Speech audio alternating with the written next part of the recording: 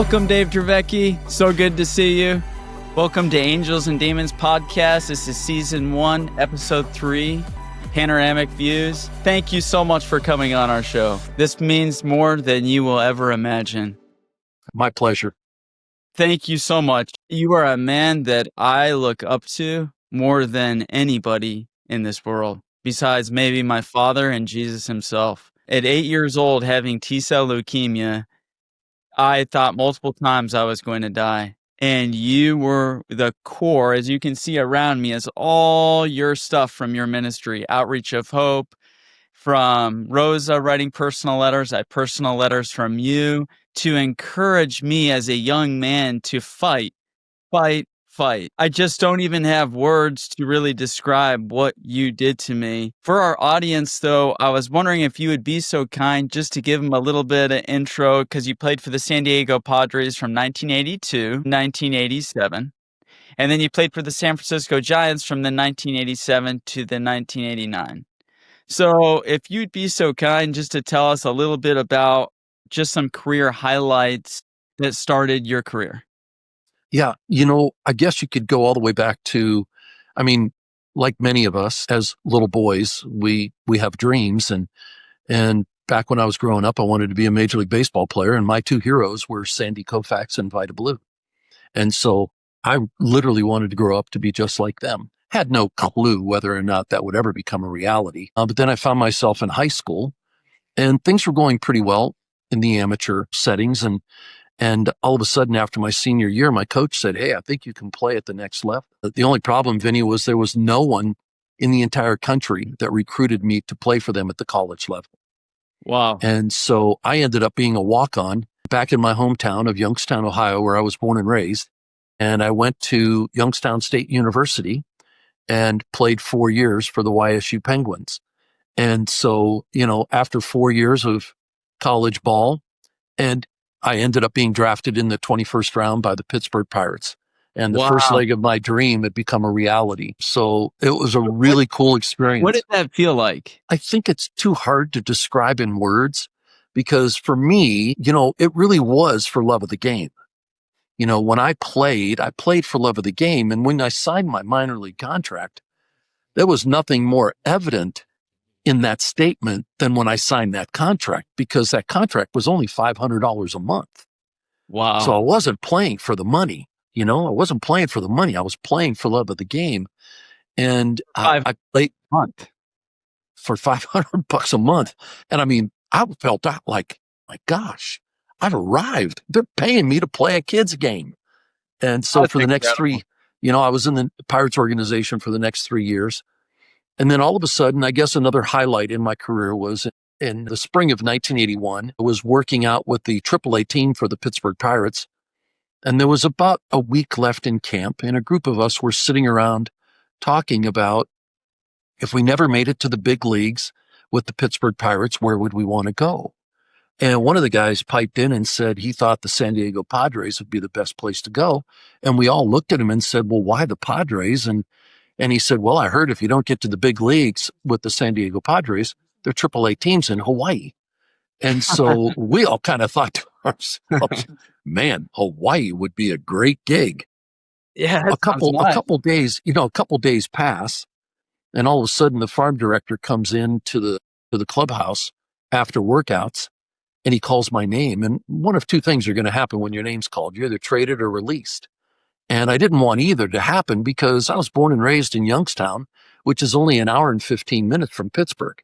In fact, if I could, I'm so sorry to interrupt, but so the audience understands, from 1922 to 2025, there are 9 Major League Baseball players that have been drafted from the state of Ohio, especially that area that you're talking about.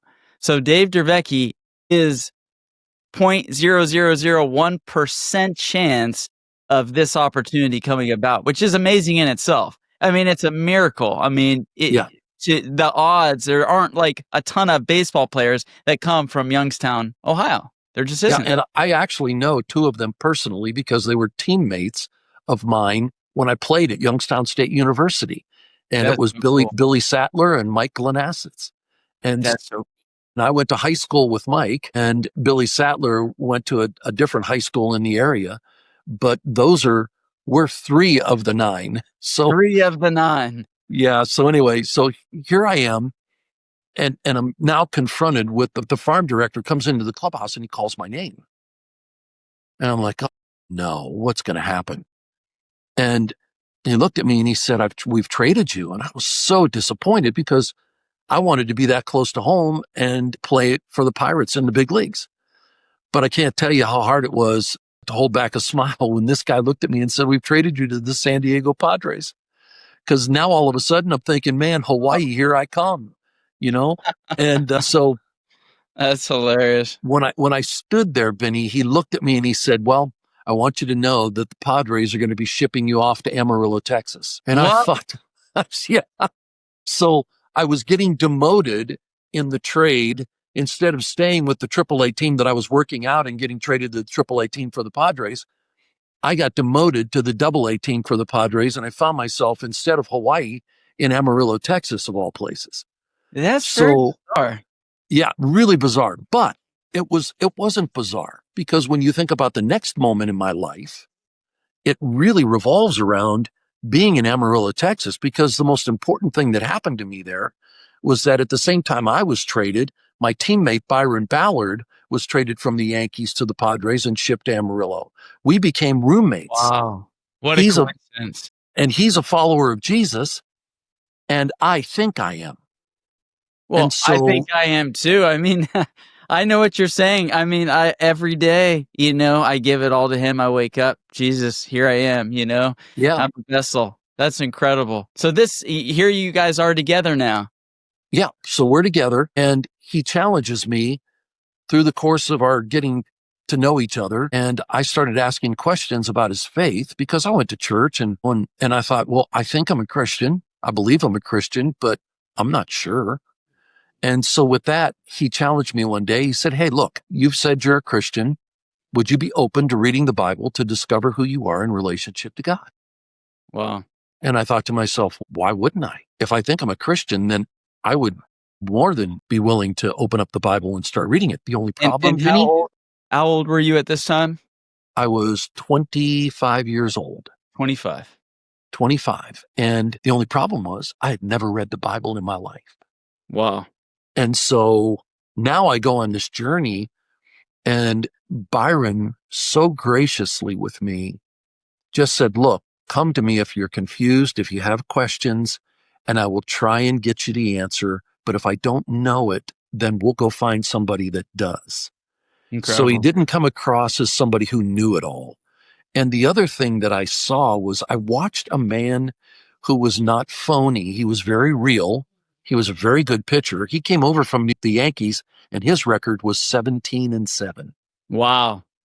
And they traded him. So he comes over, and I watch this guy play, and I'm like, there's something different about this kid. Yes. It's almost like he's playing for somebody else instead of himself. Yes.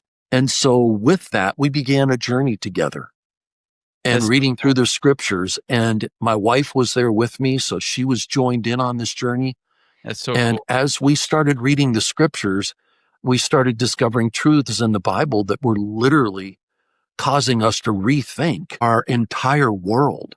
And one of the passages, I guess, to sum up this particular moment in my story, comes from Ephesians chapter 2, verses 8-10. And it says, for it is by grace you have been saved through faith, and this not of yourselves. It is a gift of God, not by works, so that no man can boast. Amen. For we are God's masterpiece, created in Christ Jesus to do good works, which he, God, prepared in advance for us to do. So that verse encapsulates the experience of 1981 as an Amarillo Gold Sock, when I ran into God's grace, understood for the first time what it meant when Jesus went to the cross to die for my sin, and nailing that sin to the cross and setting me free from the bondage of that sin. And as I've heard, when the tomb is empty, anything is possible. So you went from there to the San Diego Padres. Yes, 1982. How'd you feel? Well, first of all, that year in Amarillo, I was 15-5. Wow. and I was selected the minor league pitcher of the year. So the next spring, I'm thinking, man, this is going to be awesome. I got put on the 40-man roster. And now all of a sudden, I'm going off to Hawaii to play baseball. And it was so cool. We get to Hawaii. My wife is in the last 6 weeks of her pregnancy. So our first child, Tiffany, is born there. And 2 days after she's born, I get a call from the Padres, not only congratulating me on the birth of my daughter, but telling me I'm going to the big leagues. So now I'm in the big leagues, and my dream has become a reality. Yes. 1983, I'm in an all-star game. 1984, we go to the World Series. I get traded, yeah, it's so cool. 1987, I get traded from the last place Padres to the first place Giants. That year, I pitched that year in the second half. I had probably the best second half of my entire career. Because of your cutter, because you threw, yes. For those that do not know baseball, Dave Dravecky threw a cutter ball that redefined his generation of baseball. And would you be so kind to just explain a little bit about what a cutter ball is? When you throw as a pitcher a cutter ball. Yes. So when I was in Amarillo, Texas, Eddie Watt was our manager. He was a retired minor league pitcher for the Baltimore Orioles back in their heyday in the 70s. And he came out of the pen, and actually he was the one that taught me in Amarillo how to throw a cut fastball, which is one of the reasons why I had so much success that year in winning 15 games. So number one, we never, back then, I mean, we talk about a cutter today like it's been around forever. Correct. No, Eddie Watt brought that pitch to baseball, and he taught our staff who could actually throw it, those who could throw it. And I was one that could throw it. Mark Thurman was one that could throw it. And so what we ended up learning was all it is a four-seam fastball offset in your hands with the middle finger on seam. And when you throw it, actually are throwing a fastball through the zone. So go four seams. The other, no, go turn the ball. So your four seams. Here, I've got one right here. Okay. You're talking to an amateur here. No, that's okay. Not a problem. I love showing this. All right. So 4 seams are across the horseshoe. Okay. Like this. Okay. Then what you do is you just simply offset it just a hair. So see how I've offset it? It's not like this. I just set it off like this, just to the side a little bit. Okay.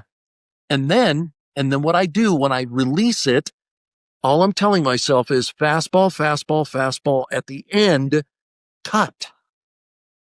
And why, as a left-handed pitcher, does that make it so difficult for a right-handed batter? Because he sees the ball on the outside. What he sees is a ball coming in, looking like a four-seam fastball that ends up breaking roughly 1.5 inches to 2 inches up the bat as he makes the swing. Bam. That from the sweet part of the bat, which is what he's anticipating that fastball to be, it moves 2 inches by cutting coming in, and it literally hits the label and cracks the bat. This set you apart, Dave.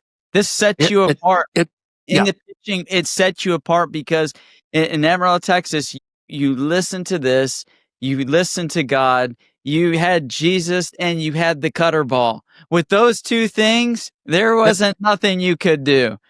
And you know what? I mean, that's incredible just to know that somebody had the ability to have that influence on you to where a little bit of a tweak to your game could make such a big difference. But I'm just shocked. Yeah, Vinny, here's the thing with Eddie Watt. And he did this with 24 other players on that team. And this is one of the beautiful lessons that I've taken from the game of baseball and applied to my life. Eddie Watt loved all 25 of us really well.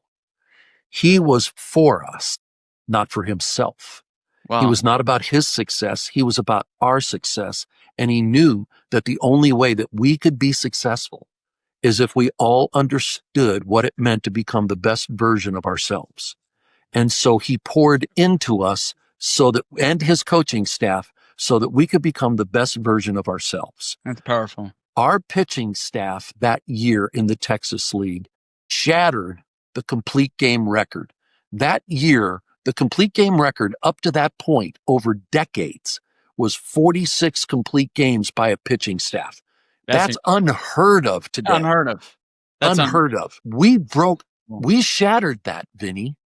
That's incredible. We had 64 complete games that year as a staff. That's incredible. Do you realize with 5 guys, that's on average 12 complete games a guy? Well, and today, to put it in perspective, that just doesn't happen. No.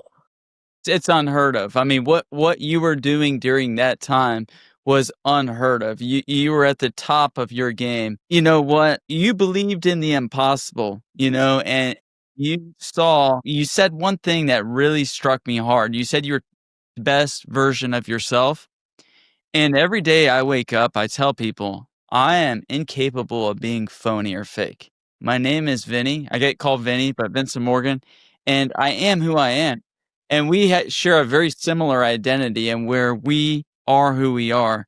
And every day we wake up, we put Christ first, and then everything else, we just let it go the way that it's supposed to be.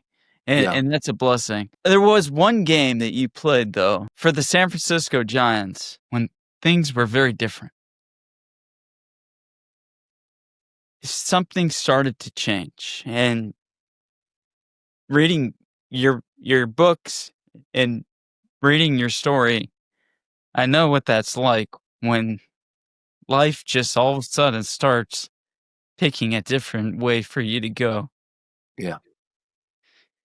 And tell us about that. What was that like when here you are, you're as a kid, that's all you want to do. I know as a kid, all I wanted to do is play sports. And here you did what every kid wanted to do in life, which is play baseball. You get to the highest place, the best teams. And now your dream, your aspiration, your love is taken from you. Yeah. Can you walk us through how, why, and where this happened? Yeah. So when I got traded to San Francisco and ended up having that really good year in the second half, we went to postseason play in 1987 against the Cardinals. We lost that series to go to the World Series, but I had pitched 2 best games of my career. So 1988, I'm thinking it's my year. I open up against the Dodgers. I'm going against Fernando Valenzuela, probably one of the best left-handed pitchers in the game at that time. And we win 5-1. And I'm thinking, this is going to be my year. All of a sudden, I start having arm problems, totally unrelated to a small lump that's developing in my left arm. I find out that I have a partially torn bicep tendon, so I have to go in for surgery. In essence, my season is shut down. So it wasn't a good year. I was 2-2, didn't get a lot of innings in. And now I'm in an examining room because that small lump is grown to half the size of a golf ball. And my wife and I are wondering what the MRI results are going to be. And as we're sitting there, we're both under the impression that it's probably scar tissue that is torn from throwing a baseball so much, and that it's just calcified. A lot of times it's termed Blocker's bruise. And so that's what we were waiting to hear. And then all of a sudden, the doctors roll up to our room. The doors open 3 or 4 inches. They put the films up under the lights outside in the hallway to discuss what they're going to say to us, and we overhear the conversation. And in the conversation, Vinny, we hear the word cancer. And it's the first time. And we're like, oh my gosh. We were like a deer in headlights staring at each other. Did you hear that, babe? And we didn't know. In the room when you hear it. You don't even know what to say. Yeah. Well, and I didn't. And so all I knew what to do was to pray. And I looked at Jan and I said, we need to pray before they come in. And I prayed a very simple prayer. It was like, God, I have no idea what we're about to face, but whatever it is, please give us the strength to endure. That's all I ask. So now they come in and they confirm that I have cancer. And in that moment, I kind of left the room, not physically, but emotionally, spiritually. I was somewhere else. And all of a sudden I started thinking about my life. Were you angry at God at this point? Because, I mean, you went from reading the scriptures that time you had in Texas. Was there any anger that you felt at this moment? No, No anger at all. It was, okay, what's going on? And so I'm like, okay, God, the priority right now is what's going to happen to me? And so in my humanity, I'm thinking, oh my gosh, if I die from this cancer, which is a very realistic thing, then who's going to marry my wife? Wow. And that person's going to raise my kids. Will he love my wife and children as much as I do? No. And then, Vinny, this thought came to my mind because I hadn't been the perfect husband or father over the prior, 7 years since becoming a What you believer. do as a baseball player is you give yourself as a provider, and it takes you away like a Navy person on an aircraft carrier. It takes you away to what you have to do to be able to be a provider, as a man for your family. I Yeah, understand. yeah. And so the question that came into my mind in that moment was, oh my gosh, Lord, what if he loves them more than I do? Sorry. Because I know who I've been. And so it was a gut check. And I had to seriously consider what my life was going to look like moving forward now that I was diagnosed with cancer. So in that moment, I came back to reality. I heard the doctors say, outside of a miracle, you'll never pitch again. So my mind then shifts into this mode. Can I pause for a sec? You just Yeah, said the doctor said you will never pitch again. yeah, outside of a miracle, you'll never pitch again. Wow. And so my wife actually asked him to repeat it twice. No, I mean, just I wanted to hear it once. So because I mean, that's a powerful. For someone that loves baseball and sports as much as you and I do, to hear that, I bet your heart and your mind was just like you're speechless. You probably were just standing blank staring. No, no. Here's the really ironic thing in that. When he said that, you know what I went to? God, I respect the fact that he's a doctor, but his understanding of my story is limited. And I don't, and I thought to myself, I don't know what plan you have for me in this, but I cannot That's what walk it is. away from it now. I've got to step into this with everything I've got. And that was the end of the thought. And then That's it was incredible. from there, it was, okay, what do I have to do to take care of myself? What's going to happen? What about the surgery? What comes after the surgery? And all of a sudden, we stepped into that mode. Let's get healthy. And then if the doctors give me permission to try and come back, I'm not going to say no. I'm going to say yes. I'm going to step into this and see if God, in fact, wants me to come back to play. So we're in between that moment. We got 9 months, correct? Yeah, We correct. got 9 to 10 months. 9 to 10 months, and through that process, then you return back to the San Francisco Giants, correct? Correct. August And 10th, 1989. August 10th, 1989, and then at that moment, what happened? I'm standing on the mound getting ready to make a comeback. I've gone through all the hoops. I've been in 3 minor league games as preparation With to a get there. banner hanging from the San Francisco Giants stadium, "Welcome back, Dave," with the Yeah. fans standing to their feet, Yeah. It clapping was crazy. you on the greatest comeback story possibly in sports history. Yeah. It When was the doctor incredible. says this was not possible for you to pitch again, 9 months later, there is Dave Dravecky on the mound pitching again. Yeah. Incredible. And Yeah. how It really was. It was overwhelming, Vinny. It was overwhelming. I can't put into words what it felt like standing on the mound. The only thing I can tell you is there was a song that back then when I played, it was written by Maranatha. It was a Christian band, and it was Give Thanks with a Grateful Heart. And I was listening to that song. Ironically, that cassette, this is aging me, that cassette was in the car on the way to the ballpark that day. And that song came on, and I kept playing it over and is that over the and song that's over. like, "Give thanks with a grateful It heart, is. Yes, it is. You got it. Yep. thanks with a grateful heart." That's a Yep. beautiful song. Beautiful song. And so I stood on the mound, and that's exactly what I did. And 8 innings later, 93 pitches later, we defeated the Cincinnati Reds 4-3. What? And I got the victory. And it was overwhelming. I Overwhelming bet to it was think. euphoric. Was it almost like a euphoric feeling like, Oh, "Wow," yes. like, I just Yeah. told I can't pitch. Now I just won. I beat the Yep. Cincinnati Reds. Yep. Wow. Yeah. Yeah. Pete Rose, as a side note, Pete Rose got kicked out of the game. He was the manager. He got kicked out of the game because he thought the umpire was being sensitive towards me with balls and strikes. So he started complaining about balls and strikes. I'm like, really, Pete? You got to be Dude, just kidding I'm me. a really good pitcher. I just throw a really good pitch. So Yeah. sorry.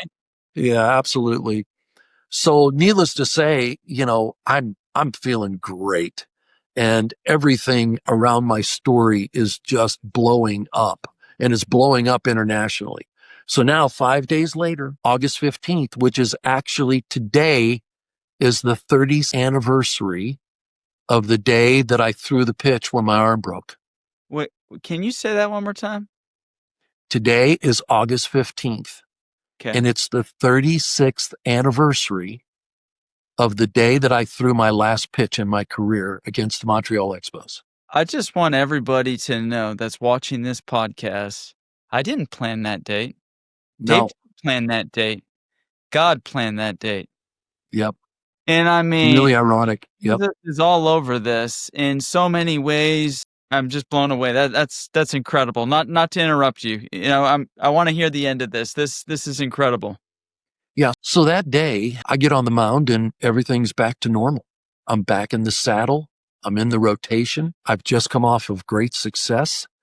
I'm nearing the end of the season and a new contract, and the club is doing well. We more than likely will go into postseason play. Wow. And so I'm standing on the mound and I get ready to pitch and everything just falls into place. First inning, I shut him down. Second inning, I shut him down. Third inning, I shut him down. Just what Fourth Dave inning, does. just kept shutting him down, throwing the cutter. Sixth inning.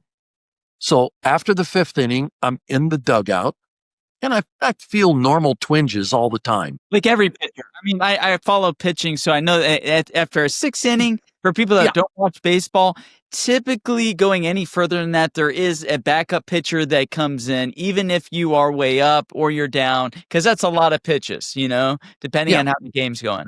Yeah. So, I mean, it's going really good. My pitch count is low, but all of a sudden I started having a little bit of trouble. And the next thing you know, Tim Raines is at the plate. I've just come in a little bit too inside to Andres Galarraga. I hit him.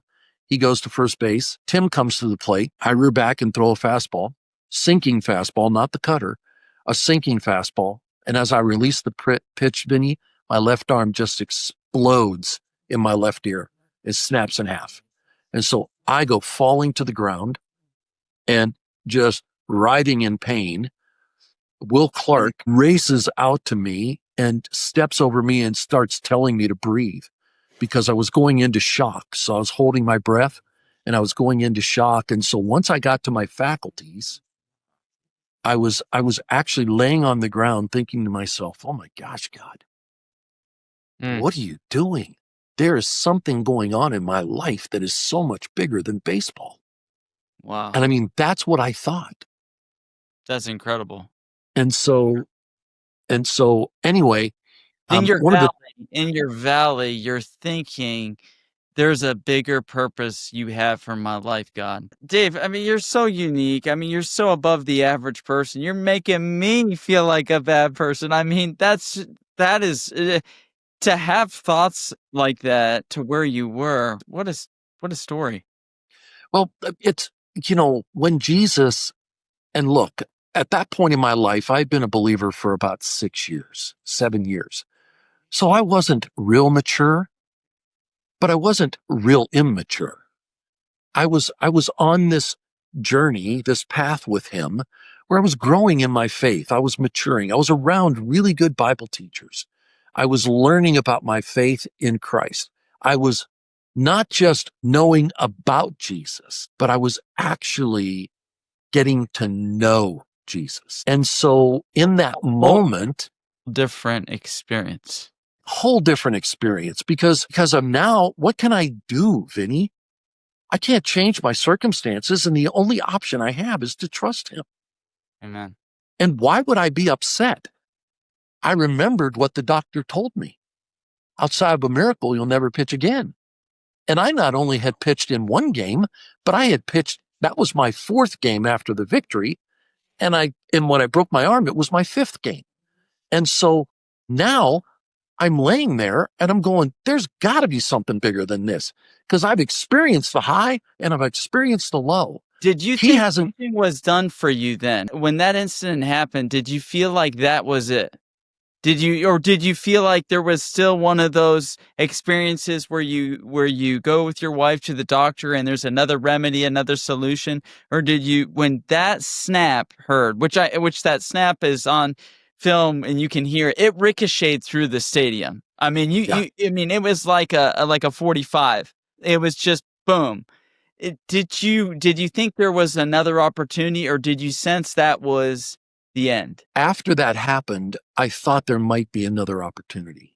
But then when the doctors said, after I saw them later, they said, we're going to have to check and see if the cancer's come back. And so when we found out the cancer had come back, we now entered into the reality that baseball was over. So I renounced my retirement that year in 1989 around Thanksgiving and began the journey with fighting the cancer that kept coming back. And so that was a very difficult season. It's really interesting. So when we go back to me breaking my arm in Montreal, Jan and I both read a devotional by Oswald Chambers that said, God gives us a vision, and then he takes us down into the valley to shape us into the vision. Wow. And when I said, God, what are you up to, something much bigger than baseball? He gave me a little glimpse of the vision. And in that glimpse, it was words that Bob Nepper said to me 5 hours before the game. As a teammate, he was a dear friend and a brother in Christ. And he said, Dave, this is not about the miracle of the comeback. This is about the miracle of salvation that occurred in your life back in 1981 in Amarillo, Texas. And God is providing a platform through baseball for you to share his love with those who hurt. Wow. So all I could hear, Vinny, were those words laying on the ground after I realized God was up to something bigger. Those words, God has provided a platform through baseball for you to share his love with those who hurt. That was the window that opened. But then 2 years after that was the valley that my wife and I went into, where he had to shape us into the vision. And I'm going to tell you what, wouldn't wish that valley on anybody. No, because it was hard, and you my next understand question that. for you was something similar to that, but valleys are places where God takes us, where sometimes we beg for mercy to be taken out of because the pain is just so much. Dave, how does it make you feel knowing that through your ministry, you've touched the life of a cancer survivor? Vincent Morgan, me, someone who found hope and strength through your story. Did you know that there was a particular moment during your Outreach of Hope ministry that you created through this catastrophe? And when I say catastrophe, it's different than what you think a catastrophe is, because from my end of it, I'm thinking, God, like I love sports. I'm obsessed with baseball. I watch it. And to have your career of something you love end, to me, is a catastrophe. You looked at it, though, as a platform, like so few do, as a blessing to support other people. But through that, Dave, I went through hell of 2.5 years of cancer and radiation. They didn't even know I had T-cell leukemia. I had a very formed, half of my face was paralyzed. And here behind me is you and your wife, all the letters that came in. Thank you so much for the letters. Everything that came in, just pouring out from your Outreach of Hope here. When you can't come back, all of this stuff just came at me. When this is where I am, right here, I'm laying in the hospital bed, I'm sick, I'm dying, and here's Dave. Nobody told you you had to do this. Nobody told you you had to do this, but you did it. And through this, it could be the most powerful story ever, because I remember clenching onto your baseball so hard. And I have the original baseball you sent me 27 years ago.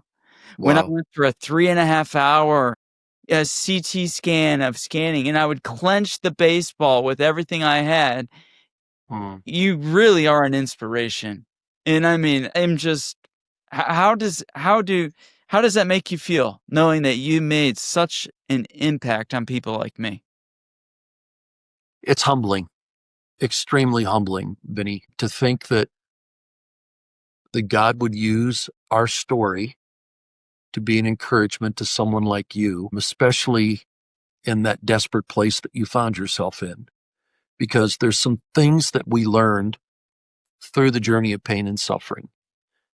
And one of them was this: whenever you find yourself in that place, to that individual, so to you, when we discovered what you were going through, the first thing we recognized is that your story is on sacred ground, and that sacred ground needs to be respected. And so for us, it was about gently entering in to provide the resources that could encourage you. For us, it was about understanding that there was someone who was hurting, and we knew who could be the one that could step into his life, even at that young age, and give him strength to endure the journey that he found himself on, to give him hope, and to love him in ways that he's probably never experienced love before. And we got the privilege on that sacred ground to express the love of Jesus to you through our resources and through people like Rosa and others on our team that prayed for you or called you or sent you a note. Countless And prayers, countless prayers, countless countless prayers. And motivational. When like we were just talking about the day that you threw your last pitch happened to be today. It was like I would get the letters when I was just going in for like a spine, spine marrow, or something very painful or something very difficult to fight through while having cancer. It was always like it was right in time for that. A signed baseball or a signed autograph or something. And the purpose of this podcast, so that you know, is to carry on the legacy that you instilled in me at 8 years old. I'm 35, -8. So that's where today is, because there's a calling on my life to do exactly what you did, because life is hard, and it takes us through difficult moments, and very few are unselfish enough to do what you did. And what made you feel God how did you feel God calling you to that? Was there any distinct feeling or emotion you felt? no, not at all, actually. It was the reality that here we are, we've gone through this tragedy. People saw it as a tragedy, but Jan and I saw it as an opportunity to be able to offer the hope that we have to others. And that hope comes through Jesus. And so for us, it wasn't about sensing something unique or supernatural from God in this pull or call. We just found ourselves in this space, and we realized so many people are out there, and many of them feel all alone in their story. And so we wanted them to know that they're not alone, and we want to be there with them in their story along that journey. And in whatever way they give us permission to be in that story. Because again, I go back to the sacred ground of people's stories, and especially when they find themselves in pain and suffering, loss of life, or whatever they're experiencing. That is sacred ground. And part of respecting that sacred ground is waiting for the permission to step onto that sacred ground with them. And so we've been compelled by God through our story and what we've experienced to see the value of using that story to help others in their story, to encourage others in their story, to offer the hope of Jesus in their story. And at the end of the day, it's what they choose to embrace, not what we give them. It's what they choose to embrace. As long as they know there's somebody out there that loves them, then there's a very real possibility that God will open the door and they will embrace the resources that we have to offer to encourage them. So you've impacted me to carry on your ministry, and you have my promise, Dave. I'm going to do that. I'm going to do that. No matter how difficult it is, no matter what resistance I run into through this, even getting things set up or no matter what it is, I will fight just like you fought through your adversities to be in a platform to bless others. I will do the same. I promise you that.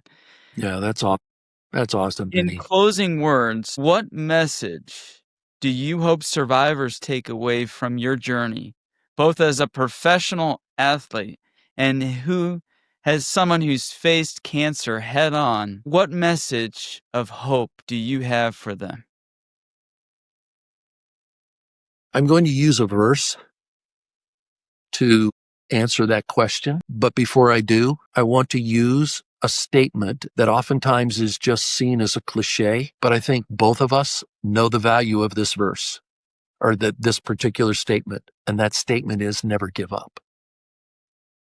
Never give up. That means so much more to me today. And that never give up doesn't come with a promise that I'm going to get through it. Vinny, it only says stay in the fight until it's over. Stay in the fight until it's over. And so there's a verse that my wife and I have put to memory that is our life verse. Therefore, we do not lose heart. Though outwardly we are wasting away, yet inwardly we are being renewed day by day. For our light and momentary troubles are achieving for us an eternal glory that far outweighs them all.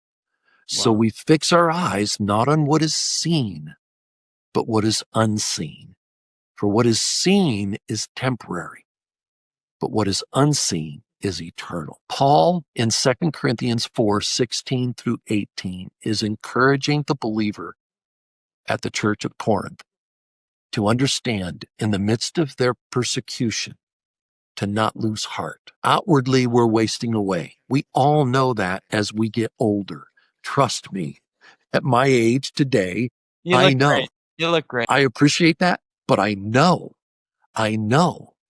that things are happening to me outwardly, but inwardly, I'm being renewed day by day through putting my trust in him. And Paul says this, the one who suffered so much, was shipwrecked, was beaten, was whipped almost to death. So much happened to him. And then he was beheaded. And he says, for my light and momentary troubles are achieving for us an eternal glory that far outweighs them all. So the emphasis on life is about not the fact that life comes to an end, but that as we live it now, it's not only a new beginning, but it goes on for eternity with him because of what he did on the cross for us. He set us free from the bondage of sin that separates you and me from a relationship with the Father. But because of Jesus' sacrifice and the shedding of his blood that covers over all sin, we are now adopted into his family. Adopted into that family, and we will live with him forever. You and I, because of our faith in Jesus, are living in eternity, Vinny, right now, right here. I feel good. I feel good. Yeah. Just hearing that, I feel good. I feel encouraged, and it is so powerful what you're saying. And when everything's going well, and like you said, you're on the top of your game, or you get there to Texas and this and that. But when you hit that low spot, it really defines who you are, what your identity is as a person. Because when it's all good and all sunshine, it all feels just right. It's easy. Yeah. You know, it's easy, but you are a symbol of resilience, a man who refused to let tragedy define him. And Dave Dravecky, you will always be an inspiration for me for the rest of my life. And through that inspiration, I will do my very best, my God-given best, to pass that on of how you 27 years ago, through baseball, blessed and helped me when a time that I thought I was done. And I was washed up, and that was the end of me at 8. And here I am at 35. I promise you this, I will carry it on the best I can. And God bless you, and thank you so much for your time and just sharing your passion of your experience through your baseball journey, what it's made you today and what it is tomorrow. and what it is waking up tomorrow is special because you have so much to be grateful for. You still have a beautiful wife and family, and the Yes. smile on your face is it just shows that Christ has really, really blessed you. I can My tell that you're a very happy man, Yes, I am. and Yes, I life is am, meant Vinny. to be enjoyed. Wouldn't you agree? Abs Life is meant to be enjoyed? Amen. To the fullest, my friend. Yes. You carried it on. You remind others through your story of the significance of a journey with Jesus through the good, the bad, and the ugly of life. You carry that banner well, my friend, Thank you. and it couldn't be in better hands. So God, I appreciate that. Having yeah, your blessing and going forward, I will do the very best. If I need some help along the way, if you're there to give me some coaching and guidance, it would be much appreciated because I'm not perfect. And sometimes, there might be someone that needs help in a way that I just don't know what I can, and I really want to help them. But God, do I know who to go to if I ever run into that? Dave yes, you do. former professional baseball player for the San Diego Padres, San Francisco Giants. We welcome him. We thank him for coming on to Angels and Demons podcast. This is Panoramic Views. Why is it called Panoramic Views? Because you saw a panoramic image of his life and what Jesus is doing. Amen. Bless everyone, and thank you for joining our show. Thank you, Dave. Hope you have a wonderful day. Thank you, Vinny. You too.